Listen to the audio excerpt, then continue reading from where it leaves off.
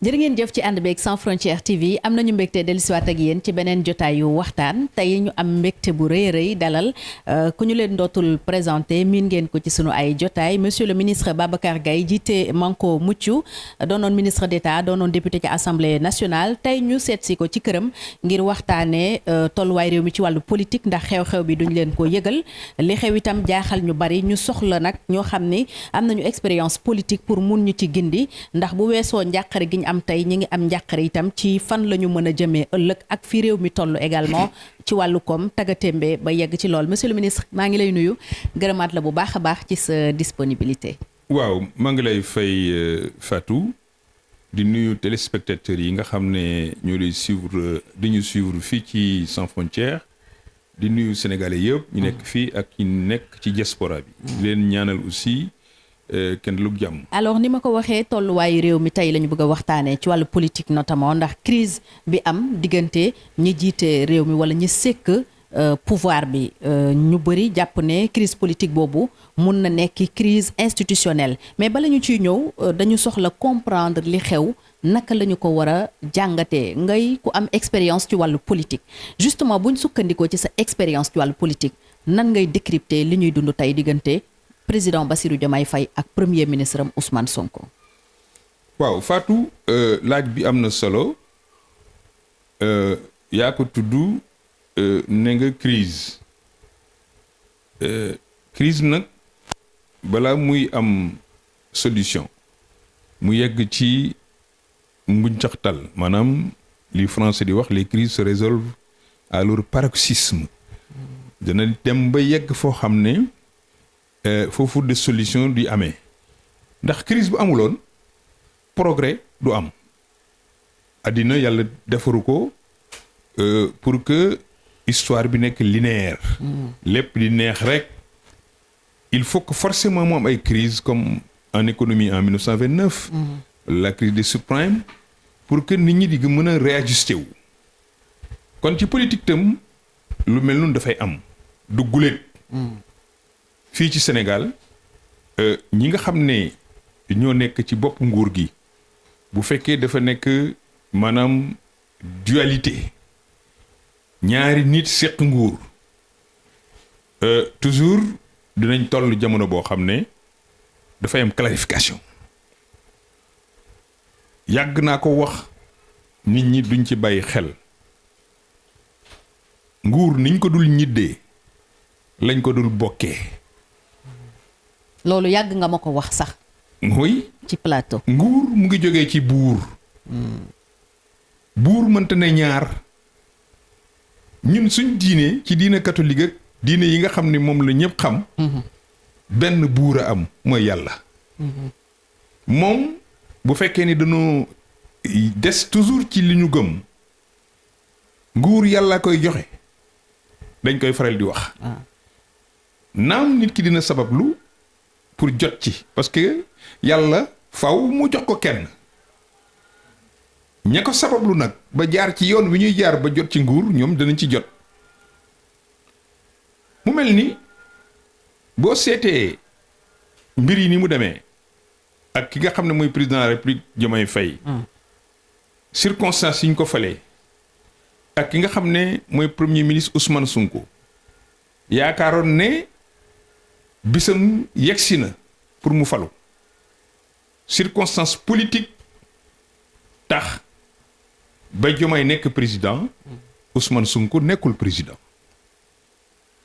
est-ce que Ousmane Sonko mi jàppoon ne moom jotoon na mu nekk président bëggoon na Diomaye nekk président bi nga xam ne moom la tànnoon wala est-ce que circonstance droit moo ko poussé mu defal campagne ak Diomaye ba Diomaye gagné ndax li ko waral mooy boo seetloo ca njëlbeen Ousmane Sonko bi ko yoon gàllankooree mu bañ a nekk président dafa dem wuti candidat muy Habib Sy mu jox ko parrainage yi nga xam ne moo gën a yomb mooy député yi. jël Cheikh Tidiane Dièye wax Pastef nañ ko defal parrainage.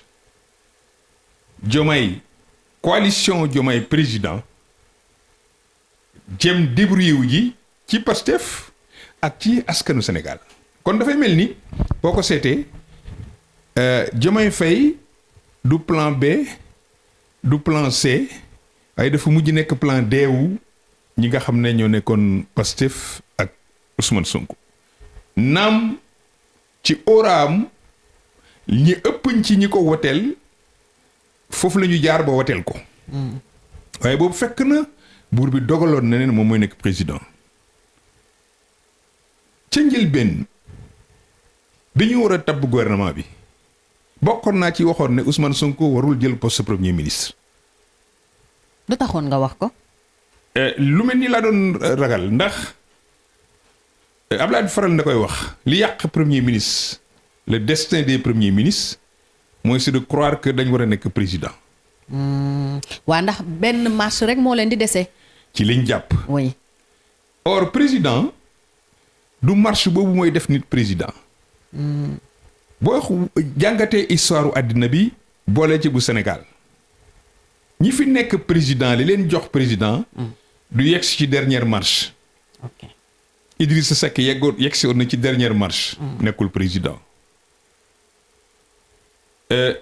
am na ñu bari avant Abdou Diouf nekkoon nañ ci dernière marche nekkuñu président ñi ma gis ñu falu président ñenn ñi d'ailleurs ñoom ñëpp d'ailleurs li nekk déterminant ëpp ci solo mooy bañ a yàkkamti ci Abdou Diouf boo ko seetloo daf ne nemm ba mbir mi tegu ci loxoom même bu fekkee dafa jaar ci article 35.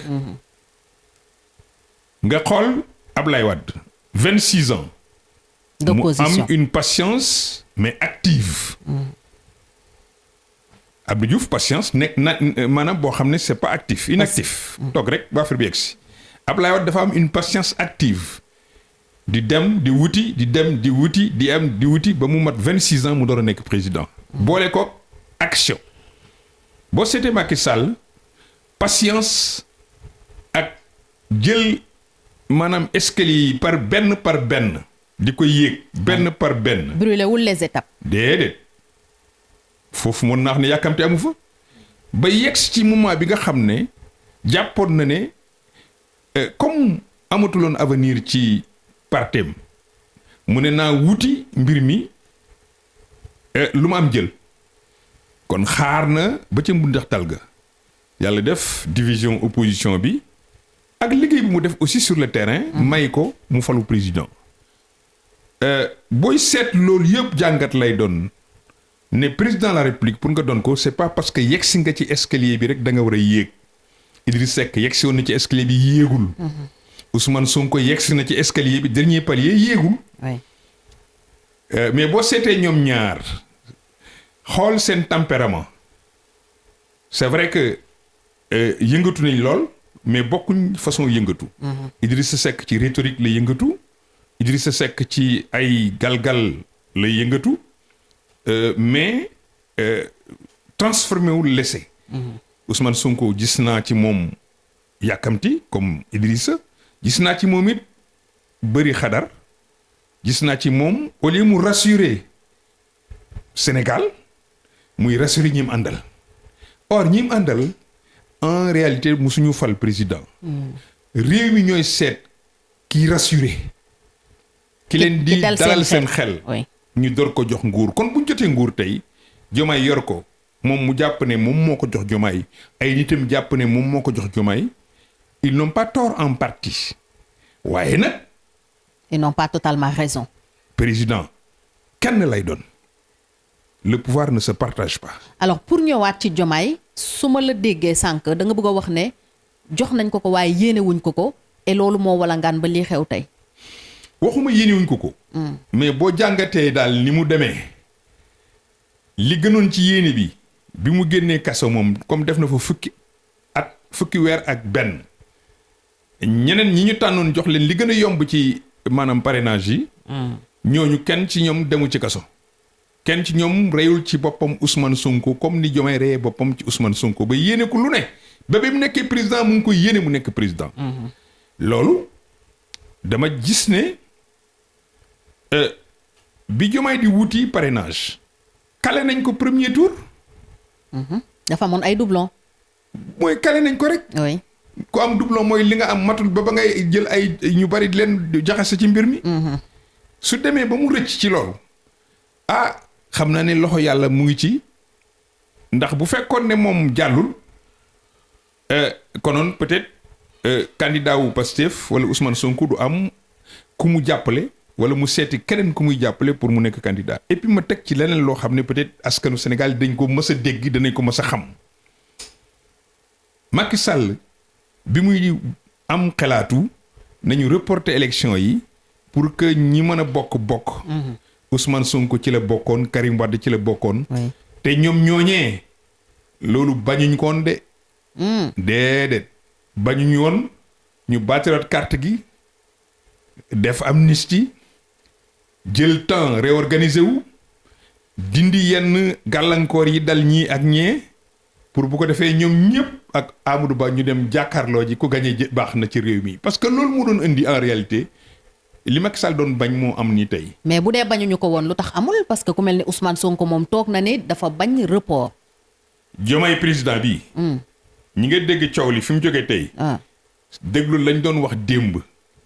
ñoom Dame Mbodj ñoom Mi Touré ñoom Aïda Mbodj. waaw ñooñ ñëpp sëgg bëre la ñu xoon. waaw ba dañoo bañoon report bi ñoom. voilà booba ñoom xamoon nañ ne wala jàppoon nañ ne comme jekku nañu candidat bi bu Macky Sall.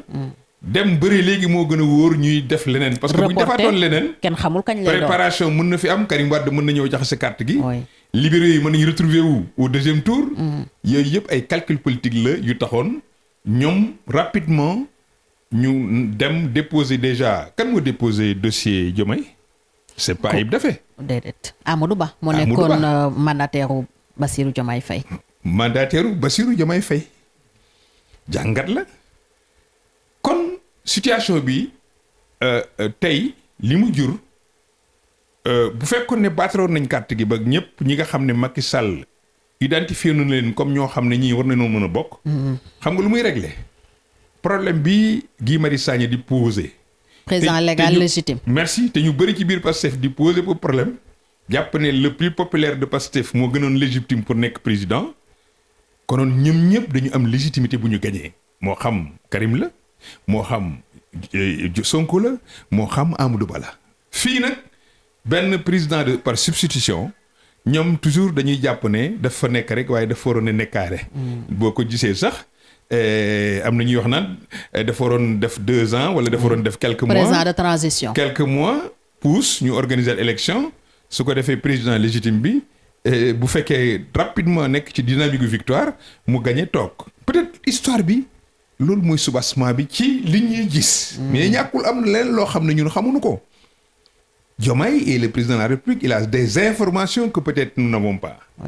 Sonko est le premier ministre ñàkkul xam na ne Diomaye am na lu mu xam loo xam ne peut-être dina seen diggante indi ay ñol-ñol. lan ngay njort. lu bari. comme un homme d'État à la présidence de la République tu reçois des renseignements tous les jours te dëkk bi. qu'on le veuille ou pas dafa nekk ci benn cercle boo xam ne dafa wóorul cercle bi nga xam ne mooy suñu frontière est yaa ngi gis li Djinim mu ngi avancé asphyxier Bamako te tey bu Bamako tombé c'est le Sénégal qui est déstabilisé mu nekk front boo xam ne militaires yi généraux yi seen xel du dal ci loolu ils veillent au grain nga xool au sud Macky Sall parvenir na ba xaw a apaiser situation boobu ba kenn déggatuloon dara. ci diggante bi ak léegi gaañi di fi yëngatuwaat ba fiy jàpp suñuy soldats ñu fiy jog di dem Guinée-Bissau di wax ak ñoom mais kon ça veut dire que dafa mel dafa am recrudescence d'une insécurité boo xam ne mun na judduwaat yooyu yëpp. benn day nekk benn tableau boo xam ne officiers yi dañ koy teg ci kanamu président de la République parce que moom moo am boobu prérogative ñu koy jox les renseignements parce que moom ci constitution moom moo war a nekk garant de l'indépendance nationale et de la sécurité des biens et des personnes et de l'intégrité du territoire. Mais loolu dina yëngal am réew dina tiitloo président ñàkkul loolu boole ko ak situation économique et financière bu jafe mu ne coowal politique coowal xëccoo teg ko ci suuf nekk benn àndandoor am une cohésion autour du Sénégal moo ñu may jàmm mooy rassurer les investisseurs. ñu ne ko loolu du fi amee parce que loolu la wax. Abdourahmane Diouf répété lu mel noonu. ñu tam ko dëmm. kon ça veut dire que Diomaye mi ko waxoon ñu ngi ko doon tam dëmm ci suuf waaye dañ ko waxuloon. ndax Abdourahmane lañ ñeme. parce que moom du président moom ministre la rek. allié la jàppee nañ ko ne allié la sax. loolu bokk na ci élément yi ñu war a boole ci analyse crise bi nga xam ne moo juddu. Espérons le meeting là boo ko seetee. le Terra meeting. yow nga nekk premier ministre chef de gouvernement nga war a toppatoo soxla askan wi régler suñu relation avec les bailleurs de fonds et nos partenaires au développement. rassurer tout le monde les investisseurs ngay tëgg ndaje pour wane doole wane popularité. loolu rôle opposition la opposition mooy xëbal gouvernement dina jël ay mbooloo pour xëbal gouvernement waaye gouvernement di xëbal gouvernement. kon Terra meeting bi yow compréhension mi ngi ci am mooy Sonko da doon xëbal Diomaye. comme fa xëbal est-ce que dégg nga fenn muy artu opposition bi sauf peut-être attaque contre Macky Sall mais li ci ëpp ci seen biir la jëm. oui Diomaye ak alliés yi. merci war nañ def lii nekk ci gouvernement bi di wax te dañ ñëw fekk ñun liggéey suñu liggéey ba pare ñu bokk ci dañ leen ci xajal rek président bi dégg naa sax ñu ne am na ko benn soxna suñu war a fal mais yow soxna Aïda Mbodj yaa fiy toog yaay nekk coordonnatrice boo xam ne mooy Diomaye président. kon dafa mel ni coalition buñ tëggaat apte oui. information yi mu amoon moom la doon fësal pour yëgal ko Diomaye de manière aussi maanaam informelle. Loolu en lui disant toujours Pastef fa mu nekkoon mu nga fa te Pastef moo yor nguur gi. te man maay Pastef tout doit revenir à Pastef te man maay Pastef. kan la koy wax ku dul kii nekk président de la République loolu mooy message bi nga xam ne Diomaye tontu bu gàtt tontu bu mën nañu wax sax c'est anodin. premier tontu mooy di recevoir ki nga xam ne tey moo toogal UNESCO. xam naa lim nekk soxna mu profité ci woo Mimi Touré caméra yi ka doon wax nañ dàq Mimi Touré président ne ko Mimi ngi nii toog sama wet dàquma ko ñu ne déet waay nga ne ki nga xam ne mooy Abdourahmane Diouf dañ ko war a génne gouvernement bi Abdourahmane Diouf ñu woo ko mu ñëw def maanaam assemblée demaat représenter encore le gouvernement du Sénégal. Brésil. COP 30 te COP 30 toujours président da daan dem. oui moom sax nee na président la représenté ji. waaw moom sax dafa dem pour préparer peut-être ñëwu président. waaye bi yoon dafa mel ni dafa représenter président. c'est vrai que bu ñuy représenter président ministre de l'environnement moo koy def waaye gëm naa ne Diomaye mënoon naa def ni mu demee woon Nations Unies ni ko Macky Sall daan defee toujours bu amee réunion au plan international mu mën a teew foofu. mais bref li am solo daal mooy ca suba ga. ca gannaaw suba gi bi mu waxee ne Aïda yow yaa fii ne Diomaye ne ko Mimi fii ne dafa mel ni dañuy tontuwante di waxante di tontuwante à travers ay bataaxal. à travers ay communiqué. loolu mooy visible bi mais li ci biir foog naa ne moo gën a grave. li ci biir am na ñu njoxtu ne aussi mooy candidature Ousmane Sonko en 2029 parce que Abdourahmane Diouf li mu théorisé woon ak Aminata Touré yëpp mooy il faut une force politique autour du président de la République et cette force politique mënul nekk lu dul Diomaye président apparemment président moom la bëgg mu nekk en tout cas parce que mi ngi wax nañu restructurer waat coalition bi yónnee woon na Aïda Mbodj lettre nee na depuis le 10 septembre 2025 pour mu restructurer ba pare jox lenge yi Aminata Touré loolu la feddaliwaat ci lettre bi Aminata Touré fësal donc est-ce que enjeu wu élection présidentielle 2029 aussi mënuñu ko boole ci li waral coow li. loolu analyse boobu mun na valable ci camp wu ki bëgg a nekk candidat en 2029 ki bëgg a nekk président. mooy Ousmane Sonko. oui. ndax Diomaye waxagul dafa bëgg nekkaat président. waaw Diomaye li mu mujjee wax ñëpp dégg ko mooy il travaille à ce que Ousmane Sonko nekk président. li mu mujjee wax laa wax. maa ngi xaar ba mu wax leneen. bu waxee leneen ñu analyser loolu. ok mais dafa am rek Ablaye lu ma jàngal ci politique. xam nga ci une constitution Sénégal bi mu nekkee dañ doon wax le président de la République ne devrait pas être chef de parti. mu ne loolu kenn waru ko dindi ci constitution. ndax waxtu wuñ ko fa dindee on met les institutions en danger et le président sera déstabilisé parce que président bu nekk dafay soxla force politique bu koy jàppale. Diomaye président bu ma doon man maa bokk ci ñoom duma ko tuddee Diomaye président. coalition dama koy tuddee coalition président de la République pour que ñi nga xam ne ñooy biir Pastef ñoom ñi nga xam ne ñooy majorité bi ko fal ak ali yi nga xam ne ñoo faloon Diomaye ak Sénégalais yi nga xam ne c'est des républicains dinañ def benn modus operandi juboo ci naka la ñuy yore réew mi. c'est ce que Abdourahmane Diouf théorise en gouvernance de concordance. bu ko defee président bi xelam dal mu gouverner. pourquoi nit ñi redouter que Diomaye gouverne dans la paix pourquoi ñu redouter que Diomaye gouverne mu am jeexital pour Sénégal. ñooñu bu fekkee ne ay ambition 2029 moo tax seen intérêt personnel la ñuy dawal mais dawaluñu intérêt Sénégal intérêt Sénégal mooy président bi ak gouvernement am réussir. ku leen ci mun jàppale dans la paix pour ñu réussir loolu mooy njëriñu Sénégal est-ce que Diomaye dafay nekkaat candidat bu amee résultat bu baax. loolu premièrement c'est légitime deuxièmement nañ xaar ba mu jot ñu wax door a wax loolu mais Sénégal bu ñuy pare élection présidentielle. buñ joxee résultat yi semaine bi ci topp ñu làbbali commencer campagne électorale pour 5 ans yi nga xam ne ñooy ñëw. mais ku falu xalaat quand est-ce qu'on va deuxième mandat travailler? oui. on ne travaillera pas.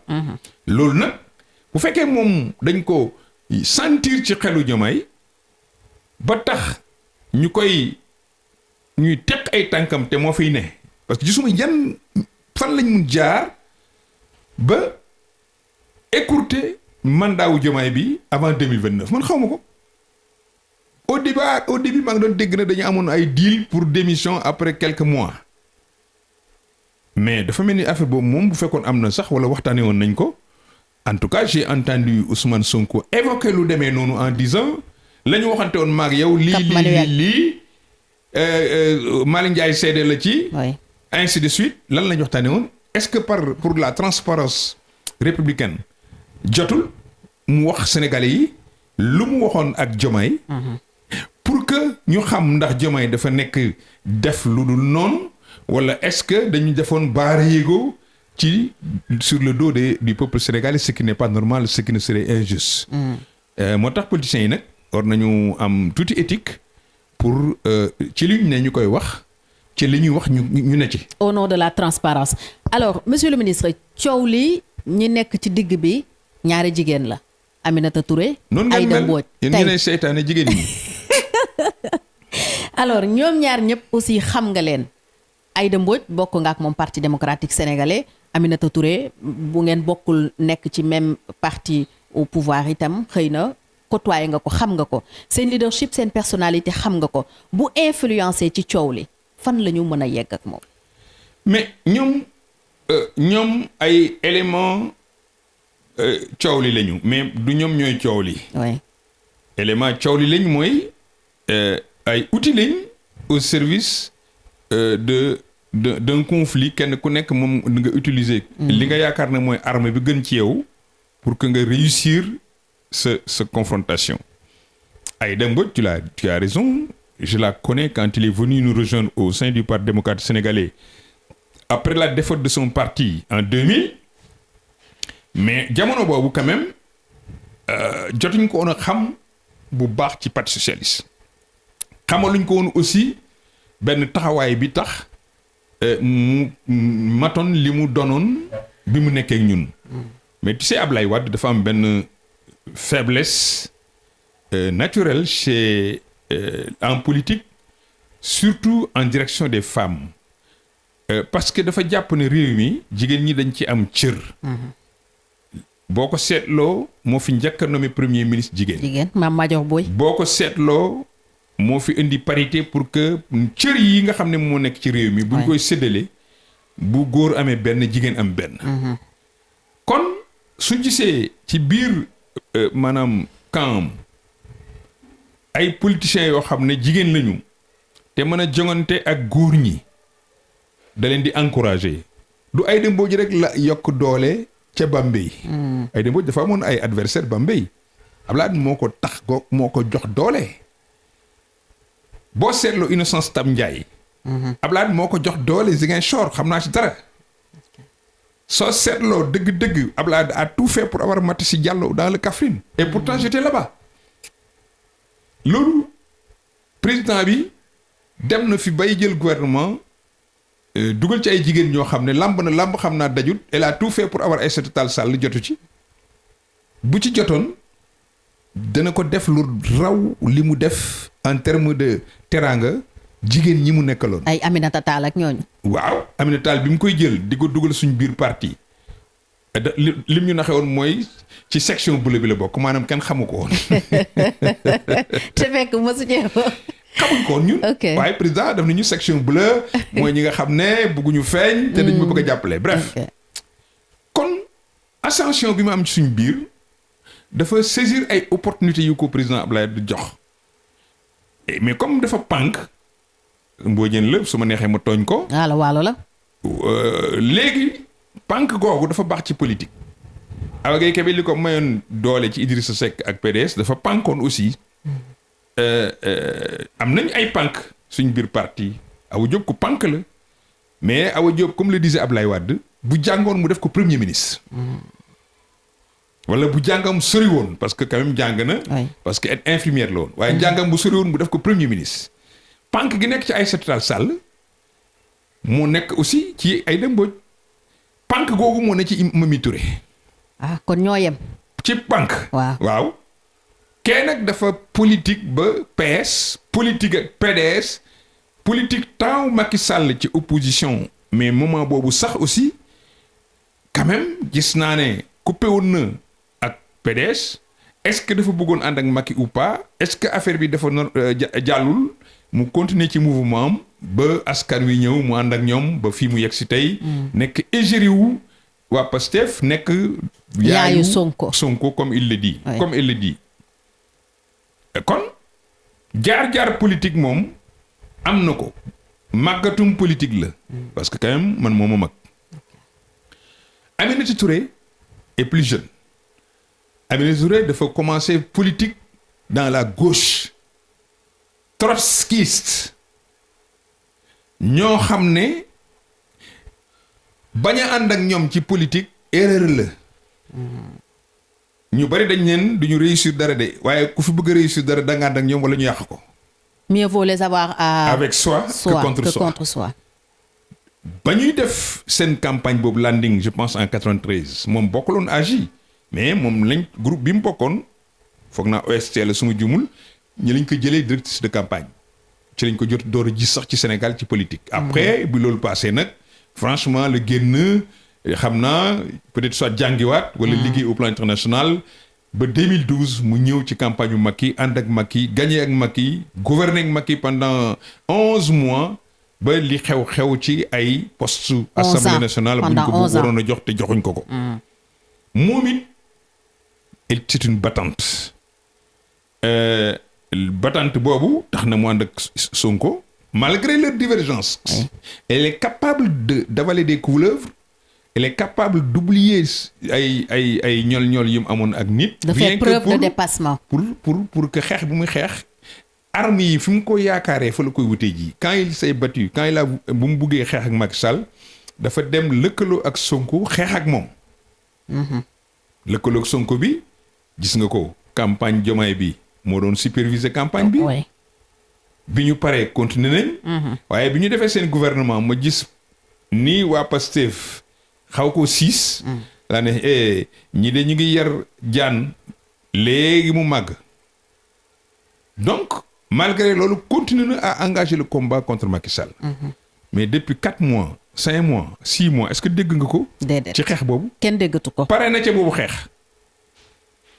xam na ne xeexal na leen lim la doon xeexalal waaye comme fayuñ ko mu seet beneen pexe bi mooy gis na ne Diomaye a besoin d'être soutenu. mu jouer sur la fibre républicaine en disant que kii mooy président de la République. man maa ngi moom ñoo ànd gagné. kon am naa légitimité jàppale ko. mu ne ci loolu ba situation bi présenté wu. kon mel na ni mu ngi ràbb ay mbiram. bañ confier ko maanaam li nga xam ne mooy. La coalition Diomaye président. buñ ko confier Diomaye président du rek affaire ay alliés yi de gëm naa ne Aminata Touré mu ngi ci beneen programme. maa la ko wax. lan nga ñoxta. li stabiliser gouvernance su Diomaye Aminata Touré dina ci jouer rôle maanaam au-delà des alliés naturels yi mu àndaloon wut nguur gi dina jéem a seet réveiller ses réseaux dans la gauche. te dina jéem seet républicains yi nga xam ne faruñu fenn naka la ñuy def ba def bloc pour taxawu président parce que pour moom le combat actuel c'est taxawu président ëllëg on verra d'ailleurs sax ñoom seen coalition bi waroon nañ ko tuddee noonu. taxawu président la république jox nga leen tur de. beneen tur bi noonu. taxawu président de parce que loolu mooy seen loolu moo nekk ci xel mi. oui et je sais que moom ak Abdourahmane yëpp merci toogatuñu. républicains yi ak démocrates yi dinañ am raison ne tiens ñun on se bat contre qui on ne se bat pas contre notre propre pays parce que notre propre pays est en danger à cause de la situation économique et financière notre propre pays entre les mains d'un président qui peut-être n'a pas tous les moyens de sa gouvernance d'abord expérience bi manqué na ñaareel ba amul soubassement politique parce que fi mu ko yaakaare woon gaañaa ngi ko commencé gaañaa ngi ko commencé rejeter est-ce que du dem wuti feneen ce matelas politique, ce matelas sociologique qui lui permet de gouverner. Aminata Touré, sa mission certainement sera cela. kon Diomaye juumul bi mu tànnee Aminata Touré dénk ko coalition bi dénk ko taxawu président. ña fa des boo xoolee ci gannaawam amul ku fi ëpp expérience Aminata Touré ci naka la ñuy yore nguur parce que nekkoon na ministre de la justice. nekkoon na premier ministre. nekkoon na président conseil économique et environnemental jaar na ci gauche bi xam na nu ñuy xeexee. am na aussi maanaam li ñuy wax pugnacité maanaam boo ko xoolee sax ñu bari li ñu ko doon critiquer au lieu mu nekk yem ci mbirum jigéen da nga koy gis mu gën a farlu ci lépp di góor ñi nekk. kenn du ko ci dàq. ku mel noonu boo ko amee sa camp doo ko bàyyi mu dem am na en politique nit ñoo xam ne c'est une chance de les avoir à côté. Et je pense que c'est l'avantage de Diomaye aujourd'hui mooy loolu. Par contre, de l'autre côté, je pense que c'est un soutien émotionnel. Maanaam affaire cœur. maa ko jur. may kii sama doom la. Aminata Touré nekkul ci yooyu moom waxul Diomaye sama rakk la de. waaw. déedéet mu ngi nekk ci trajectoire boo xam ne elle va revenir prendre une revanche sur lui-même parce que quand même bul fàtte ne dafa traverser quand même des situations difficiles avec Macky Sall vers la fin. oui. mais bul maanaam bañ a xalaat ne il est possible demain que Aminata Touré soit capable de rencontrer Macky Sall ou de rencontrer les amis de Macky Sall pour consolider justement ce taxawu président de la République bi. maa la ko wax politique. Elle se donne les moyens de ses ambitions. Mais sinon elle ne réussira pas si Aminata Touré ne parvient pas à rassembler au-delà de Pastef. Au-delà des alliés originels de Pastef, de Diomaye, ça veut dire que sa mission ne pourra pas réussir. te xam na ne Macky mën na indil dara Diomaye ci jafe-jafe yi ñu nekk. peut-être pas ànd ak moom. mais jàmmoo ok. Diomaye daf ne dafa bëgg a jàmmoo ñëpp ngir gouverner nga Sénégal moo ko soxla. cohésion nationale. loolu la soxla réconciliation. kooku nag ku ko soxla. mais doo beddi kenn. y compris say adversaires yu démb. y compris d'autant que bi ñuy jot nguur gi.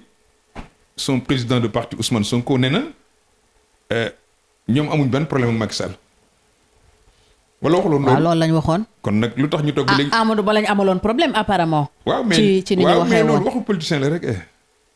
alors ma ñëwaat ci laaj bi ñoom ñaar ñooñu seen personnalité seen leadership su sotteekoo ci coow li lan moo mën a xew donte ñu ngi dégg ne am na ñuy dox tànki jàmm des médiations yoo xam ne mu ngi avancer dans le bon sens bu ñu déggee ñenn ci ay kilifa ci Pastef mais ñaari jigéen ñi nekk ci diggu coow li seen ay personnalité mun na impacter xew-xew bi am. tout dépend rôle bi ñu leen di jouer ci coow li maanaam si Ousmane Sonko pense que solution wu coow li mooy gën a jox cër Aïda Mbodj pour mu gën a xeex de camp bële man je pense que c'est une erreur si Diomaye pense que la mission de Aminata Touré c'est d'affaiblir le camp de Sonko c'est une erreur je pense à mon avis kenn ku ci nekk dafa am mission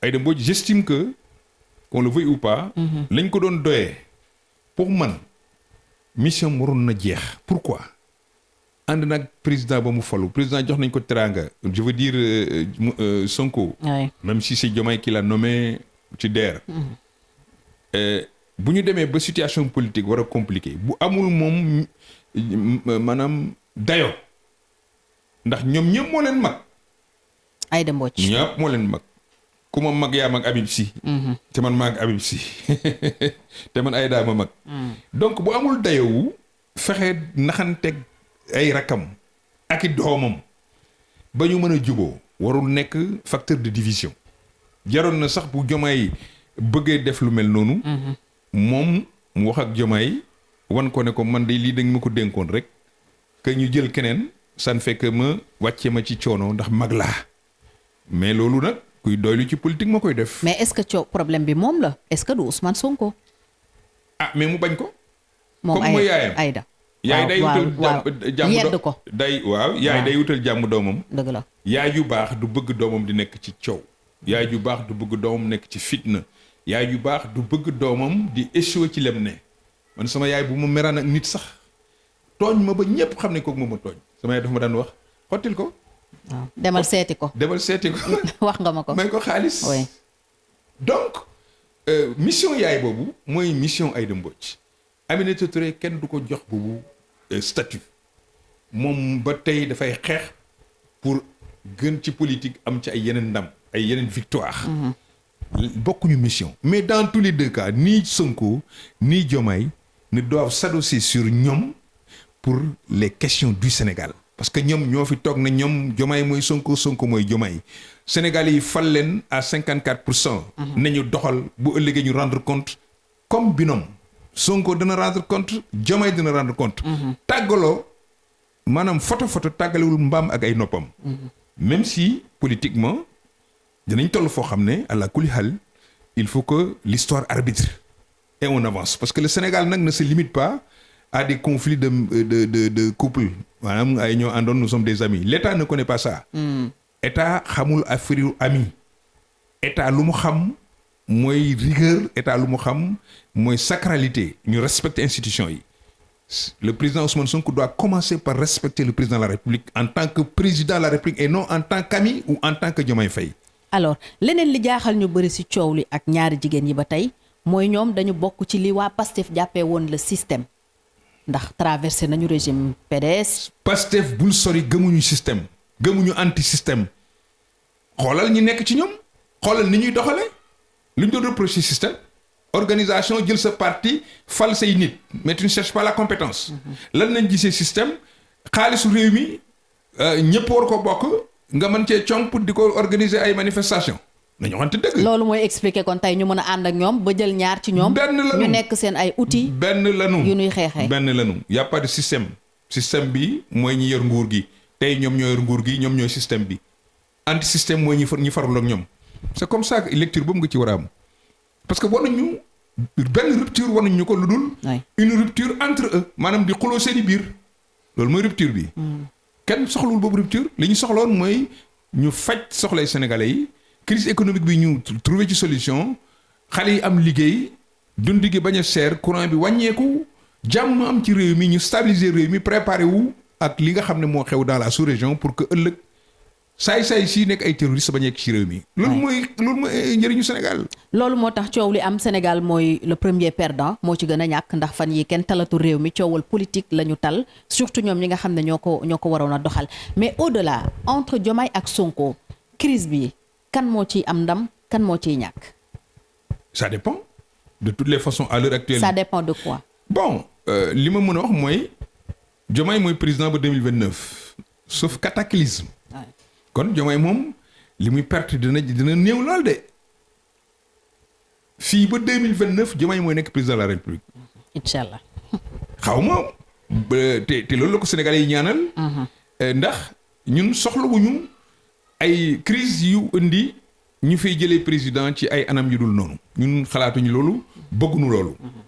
ñun waa Sénégal laa bëgg a wax. donc damay seetlu ne Sonko.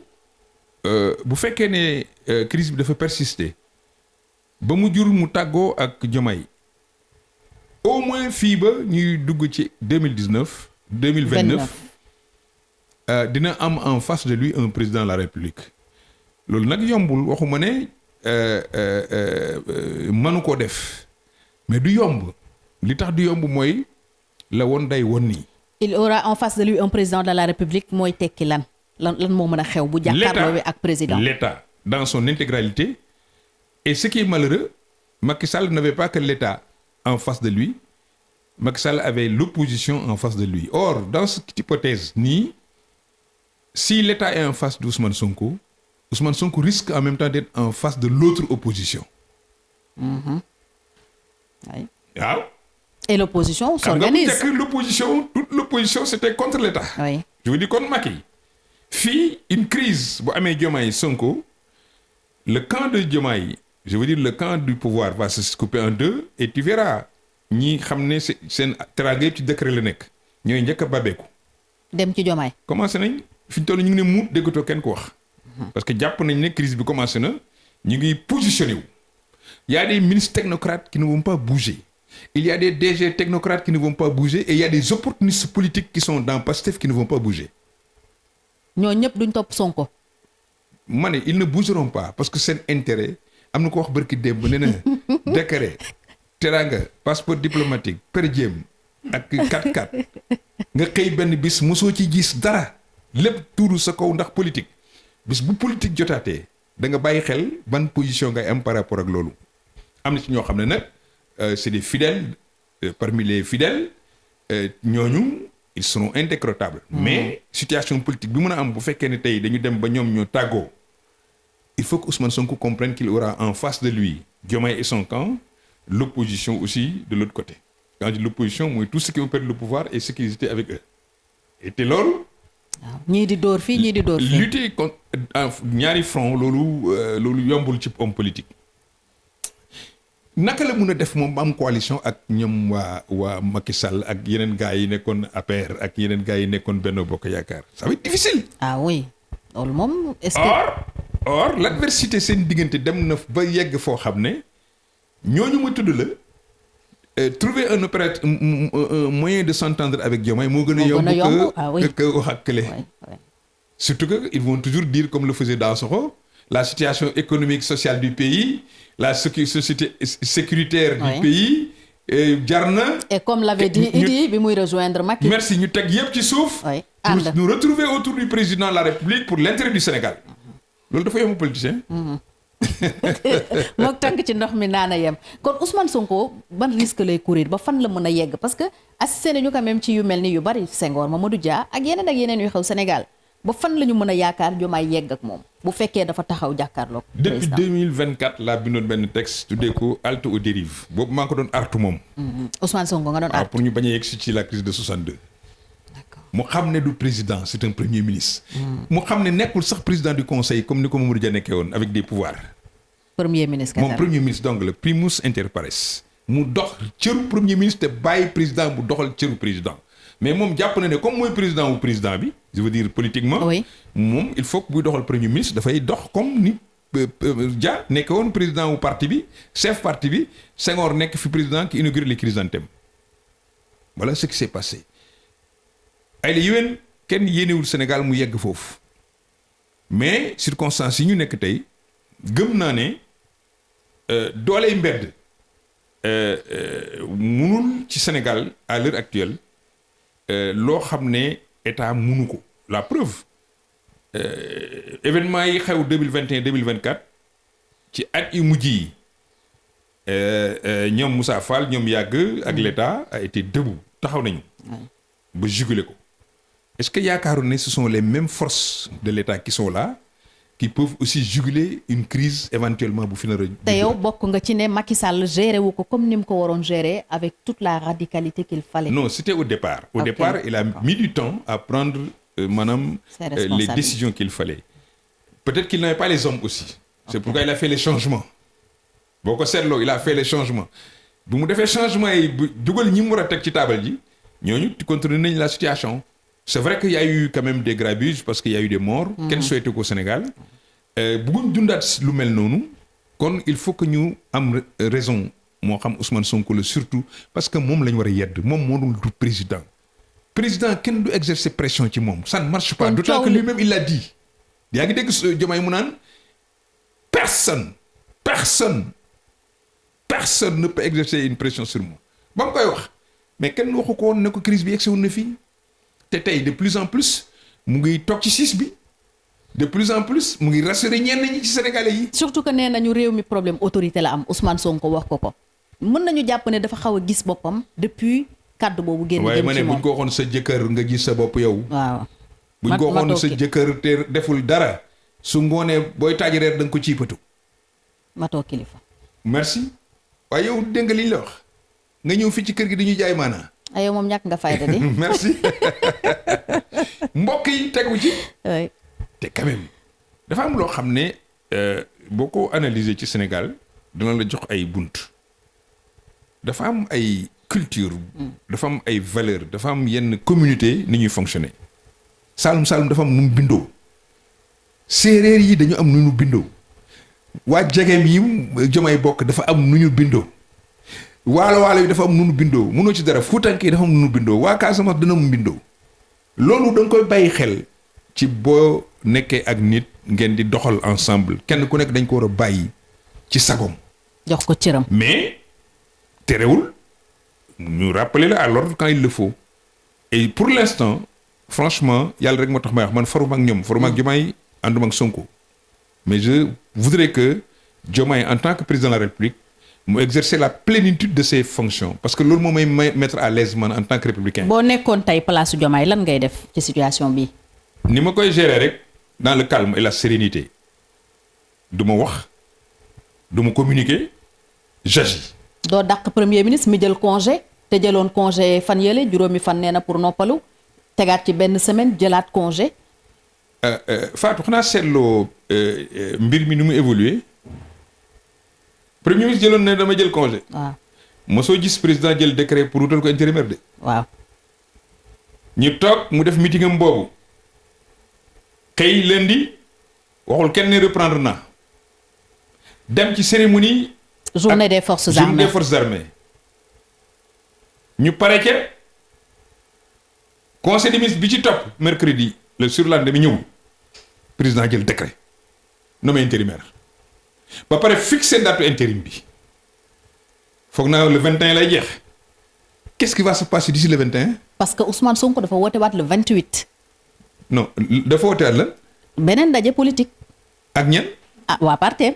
waaw loolu nañu xool d'ici le 21 ba congé bi jeex ak mbir yi nu muy évoluer ci la lay mën a analyser lan la président war a def mais président ci ni ma gisee muy doxalee.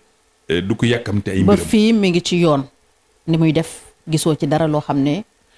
en tout cas bokkoon naa ci ñi ko meree woon bu baax a baax ci tekkaaram ak liñ koy teg ci jaram bi mu ne nemm ñu bari dem nañ ba xeeb ko ci loolu waaye ñàkkul ci biiram am na ci lu mu nekkoon lu ñu xamul ñun fi ñu toll acte yi mu posé déjà waa Pastef dingat acte bi.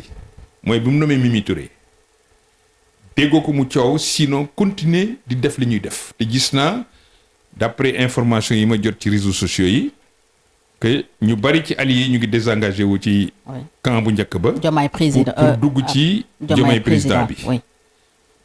dégg naa tam ci yow mbaam ne coalition boobu ñu ngi wut sax siège wala am nañu siège peut-être c'est des étapes peut-être que Diomaye mu ngi wax ak ñeneen ci suuf ñàkkul Mimi engagé na ay consultation ak yeneen force politique ci suuf parce que président Diomaye Faye nag bu doon beneen président comme Ablaye noonu lay def. dans la nett léegi bi Idrissa Seck amee problème ak président boobu mu ne ko dénk naa la parti bi mooy bi Idrissa Seck ñu war a juboo jour boobu ndeysaan maa ngi fàttaliku maa fa nekk ak Habib Sy Idrissa Seck ne voulait pas notre présence dans le bureau du président ne ko gis nga nii ngay def rek ba ñi nga xam ne ñoo waroon jàppale ñëpp nga def leen ay noon bi ma la joxee parti bi jox la xaalis jox la pouvoir bi tu avais tout je ne pouvais rien faire contre toi mais au fur et à mesure que ngay génne nit ñi ci pouvoir bi ma leen di récupérer ci gannaaw boo leen génnee rek ma dugal koo dàq ma làq ko bi ma demee ba ñi nga dàq ñëpp ma làq leen boobu laa la song. yow laa war a dàq. non boobu laa la song dama ragal ne. méthode boobu parce que Sun Tzu dafa wax ne booy xeex ak nit bu ko fekk ci terrain am. taxawal. ensuite da ngay mesurer force yi mu yor.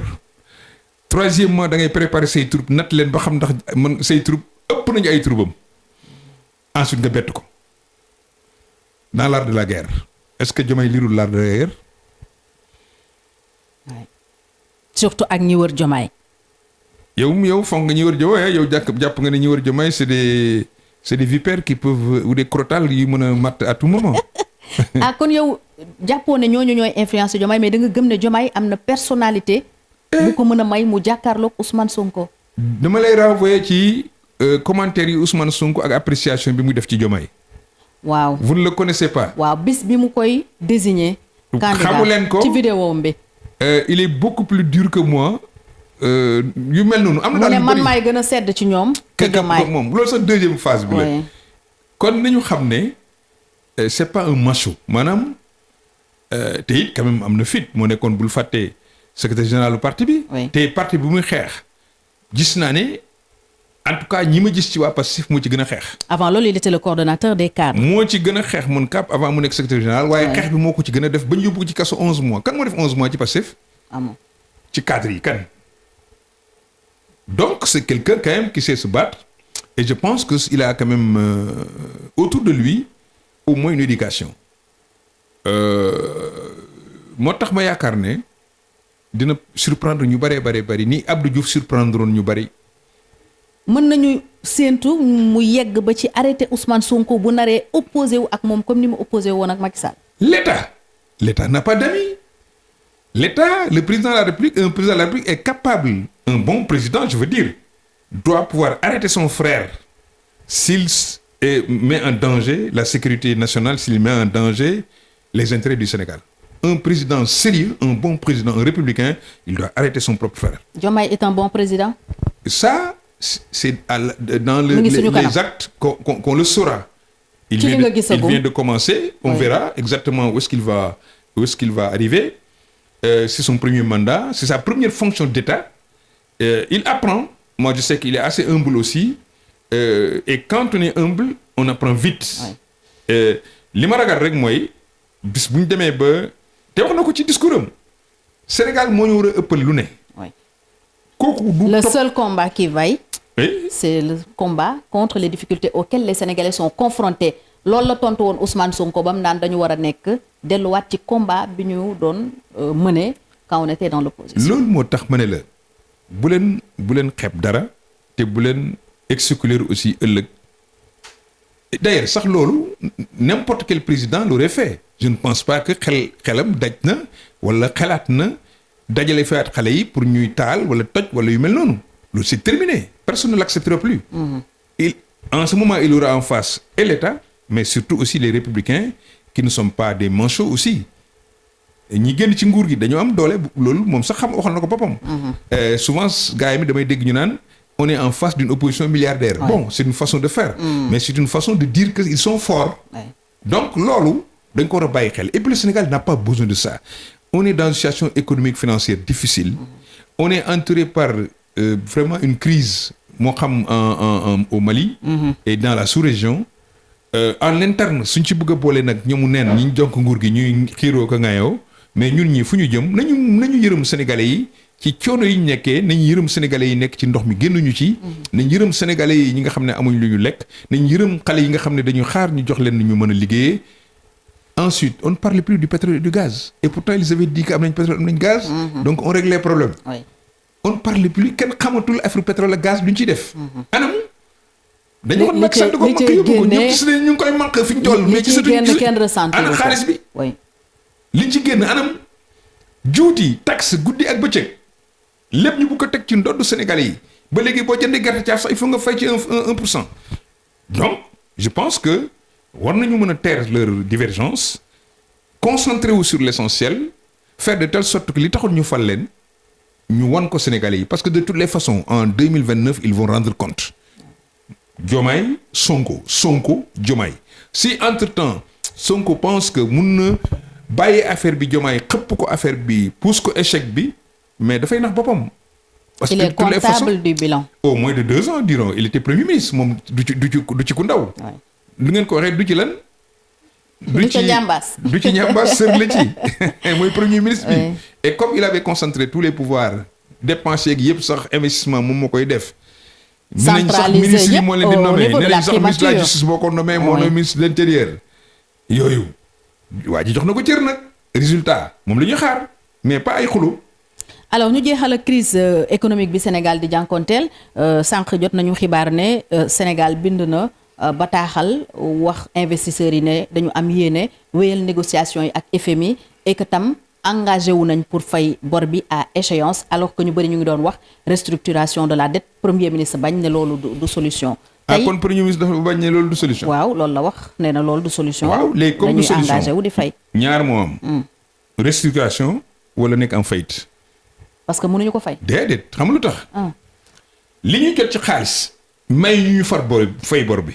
maanaam impôt li muy dugg par exemple bu fekkee da nga war a fay 5000 milliards ci benn at. Sénégal li muy dugal ci impôt taxe ak lépp matul 5000 milliards. da nga wax ji amatul sax 3000 milliards. kon doo mën a fay sa bor. te loolu bailleurs yi xam nañ ko investisseurs yi xam nañ ko ñi ñu yoral bor xam nañ ko. nañ daan def mooy dañ doon yaakaar ne danañ xaar Fonds monétaire dugal entre temps ñuy def suuli bukki dem ci dans le marché du luiement leb fa fayee bor fay solde mais buñ demee ba marché bi saturé banques yi nga xam ne ci la gaa ñi doon dugal seen xaalis di ko fa génne di ko lebal état bi banques yi mënatuñ financer les PME et les PMI banques yi mënatuñ financer l'économie réelle bu boobaa l'économie ci boppam mooy taxaw l'impôt bi ñu doon xaar sax ci nit ñi dootuñ ko am. oui parce que l'économie ne tourne pas. merci nit ñi dootuñu am lu ñu fayee. alors loolu bu amee Fonds monétaire ne leen yoon yi ngeen am buñ ne ñoom duñu restructurer peut-être oui mais il faut que ñu wax Sénégalais yi de manière très claire comme restructurer wuñu lan la ñuy def. mais plan de redressement bi du. plan de redressement dañ koy financer foo jëlee xaalis boo ko financer. te nee nañu à 90% ci réew mi la war a jóge. ma ne loolu xam nga waxu caaxaan la woon loolu ñi ko gëmoon sax ay 7000 milliards nga ne da nga koy jëlee non 17000 milliards xaw ma nga koy jëlee ci Sénégal boo xam ne kenn liggéeyul. kenn demul kenn dikkul dara doxul. ñi homme d'affaires sax daan dugg ci marché public yi dugaluñu seen xaalis ci marché public bi aucune situation ne marche ñu bëgg a wax naan dañuy jëlee xaalis ci impôt foo ko jëlee impôt balaa muy am économie tournée. ministre de l'économie li ñu ko jëri doyee mooy dafay réfléchir sur les voies et moyens pour jàppale les entreprises les petites et moyennes entreprises ñuy liggéey xaalis di am ñu koy fay impôt. li ñu dem liggéey di consommer économie di tourner mais quand les gens n'ont pas de quoi acheter leur riz. amuñ luñ jëndee diwlin. amuñ luñ jëndee maanaam fayee seen ñëw mais fan la économie di tourner donc je pense Fonds monétaire ak ñoom bu ñu amee désaccord gëw ma ne c'est dans l'intérêt du Sénégal ñoom waxoon nañ ne mënuñ dem sans Fonds monétaire c'est prouvé que mënuñ dem sans Fonds monétaire. parce que souverainisme moom nañ ko tegee depuis 1 an il ne parle que de Fonds monétaire. yàkkamti Fonds monétaire teg leen ci yoon ba ñu dem wax nañ ne bëgguñu Fonds monétaire dina la bagage am ñibbi na Fonds monétaire buy ñëwaat nu mu indi ale maa ngi xaar ba Fonds monétaire def communiqué ne d'accord naa ak Sénégal te du ma restructurer ak du ma wàññi subvention yi Diomaye li mujj wax mooy ci budget Sénégal gouvernement Sénégal d'accord na toucher de 30 à 40% les subventions en baisse. loolu mooy courant bi day gën a yokk def ciblage loolu la premier ministre waaw courant bi day gën a yokk ñu néew doole kenn dootul mun dimbale bourse familiale moom bu yóbbu gaa ñi bàyyi ci xel dootul amati. zéro politique sociale. merci. alors ñu jeexal la dernière question crise bi ñuy dund naka la ñu war a def ba du nekk crise institutionnelle. elle l'est déjà lan mooy crise institutionnelle crise institutionnelle mooy institutions yi fonctionné wul normalement les rapports entre les institutions ne sont pas huilés. Assemblée nationale ñu ngi voté budget ba tey ñu ngi ci ay travaux en session. oui mais il y a pas que l'Assemblée nationale la présidente de la République léegi bu fekkee premier ministre moo koy dingat. bu amee au sein de l'exécutif bu amee maanaam crise c'est institutionnel. Quand on s'attaque aux magistrats, quand on s'attaque à la Cour des comptes, quand on s'attaque, c'est des institutions. Ouais. Donc, pour moi, il y a une crise au niveau des institutions. Li ngeen tuddee crise institutionnelle mooy crise boo xam ne danaan fang ci mbedd mi mu jur loo xam ne safaanu mbir yi ni mu war a doxee la. maanaam réew mi taxaw. réew mi taxaw presque la def ba pare da nga naan ay la yéwén ñu yàlla bu mu am. ñi nga xam ne ñooy maanaam démocrates yi ak républicains yi li leen gënal mooy maanaam pouvoir yi nga xam ne moom la suñu constitution teg ñuy dox xam nga Mali tey ñoom crise institutionnelle la ñoom parce que ñoom amuñ pouvoir constitutionnel. soldats yi ñoo jël réew mi Guinée loolu lañ def ba mujj ñi ngi jëwaat ci ay élection Niger kenn ñaanalul loolu Sénégal buñ toll foofu. mais nag dañ daan wax Sénégal lii du fi xew 2021 2024 ñoom ñi yor nguur gi bu ñu xamul seen bopp ñi nga xam ne ñoo leen d'autres forces am na ko mës a bind d'autres forces organisées. Macky Sall loolu la leen waxoon. Macky loolu la waxoon. baax na. bi réew mi yëngoo. waaw oui mais y a d'autres forces sur la scène. organisées waaw. te duñ seetaan Sénégal daanu. parce que ñoom Sénégal rek la ñu am. ñoom politiciens yi am nañ seen parti yi ak seen i 4x4 ak seen i poches waaye am na ñoo xam ne Sénégal rek la ñu am ñooñu nag duñ seetaan Sénégal nekk dans des difficultés. c'est le mot de la fin maa ngi lay gërëm monsieur le ministre dul am na loo ci bëgg a yokk. dara lu dul sant la gërëm la di ñaanal Sénégal ñu génn ci situation bi. di wax ñi nga xam ne ñooy wut nguur ñu bàyyi xel ne patience ak sérénité mooy joxe nguur. xëccoo xiiroo ŋaayoo indi fitna du tax nga yegg si même donte sa tànk benn bi teg nga ko ci dernière marche bi. li lay bëmax nga dellu gannaaw sax doo xam lan la donc na nit ñi delloo seen xel xam ne fii ba 2029 dañ war a am une gouvernance apaisée opposition bi opposée dans la démocratie ñu bàyyi di leen bunduxatal justice bi di def liggéeyam kenn bañ a def pression ci kawam ñu bañ a utiliser justice bi pour maanaam di topp wala di jéem a faagaagal ay opposants ñu bàyyi président bi mu gouverner ak dans la sérénité premier ministre il n'a qu'à s'occuper de coordonner l'action du gouvernement et de faire des résultats. Ils n'ont qu'à aller poser des premières pierres, ils n'ont qu'à montrer aux jeunes, montrer aux Sénégalais qui sont capables de faire bouger les choses. Aucun programme, aucun projet, aucune réalisation. bëgg ñu rey ak coow mbel suba ak ngoon li sëriñ bi waxoon rek bu mbel doon joxe cër konoon mbaam du sëf. leer na jërëjëf ñu ngi lay gërëm monsieur le ministre Babacar Gueye jiite Manko Mucc amoon nañu mbégte lool dalal la ci Manko Mucc ba ma koy wax c'était en 2000. jot nañu Manko ngir ñu mucc. kon nar nga am taxawaay ci yëf yi. bu baax. loo nar a def. seetaan ma fii fan. kon ñu ngi lay xaar jërëjëf monsieur le ministre Babacar Gueye amoon nañu mbégte lool dalal ko ci jotaay bi doon waxtaanee tolluwaay réew mi soxla woon gis-gisam en tant que homme politique bu am expérience ndax nag fii Sénégal toll ku ko waxi li tiit nga jaaxle nga ci crise bi ñuy dund muy crise politique bu mu ne sax nekk na crise institutionnelle ba noppi yàlla nañu mucc yàlla na Sénégal mucc gërëm nañu leen baax a baax yéen ñuy topp Sans Frontières TV di leen dig daje très bientôt ci yeneen jotaay jërë ngeen jëf.